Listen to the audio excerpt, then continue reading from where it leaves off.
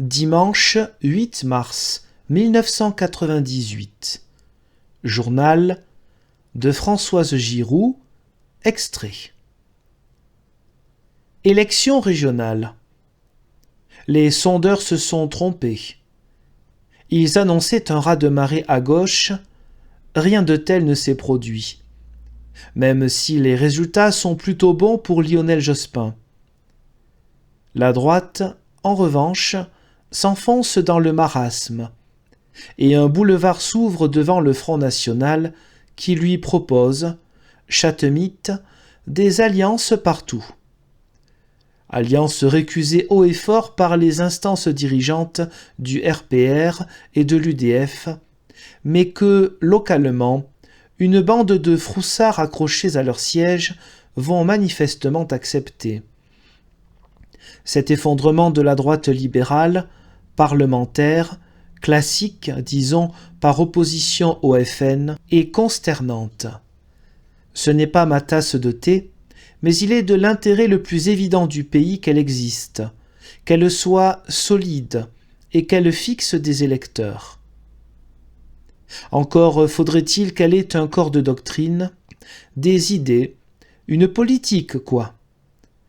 Comme les choses vont, il se peut qu'elle soit éloignée du pouvoir pour 20 ans et que le FN devienne le deuxième parti de France. Élection dimanche aux présidences de région, le monde politique, et pas seulement lui, est en état de choc.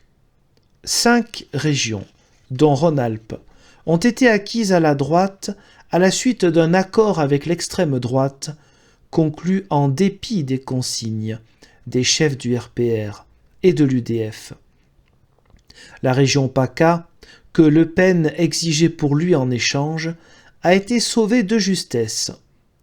Et voilà la droite que l'on appelle républicaine, libérale, la droite classique, divisée, déchirée, décomposée, trahie par les siens. Un désastre pour le pays. Pourquoi ces trahisons ? Parce que cette poignée d'hommes a fait dans sa culotte. Pourquoi se sont-ils accrochés ainsi à leur fauteuil de président ? Est-elle si bien rémunérée, cette fonction ? Est-il si grisant, ce pouvoir ? Sont-elles si juteuses, ces prébendes ? C'est sans doute un peu plus compliqué. Ces RPR et surtout ces UDF, en rupture de banc avec leur parti, ont anticipé. Ils ont anticipé le moment qu'ils voient venir, où le Front national deviendra dangereux autrement qu'en parole. Le moment où commencera la chasse à l'homme, où on brûlera les livres, où on cassera les vitrines des magasins juifs et où il n'y aura plus de sécurité pour aucun de leurs adversaires. Et voilà comment on devient collaborationniste sans vraiment l'avoir voulu. Parce qu'on a peur, parce qu'on est lâche.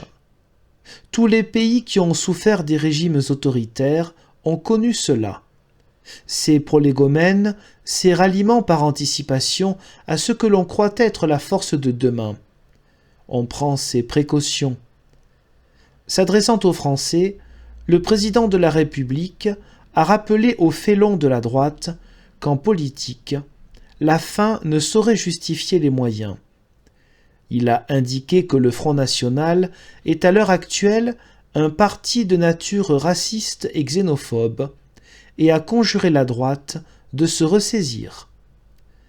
Ces journées de mars resteront marquées d'un caillou noir pour la France.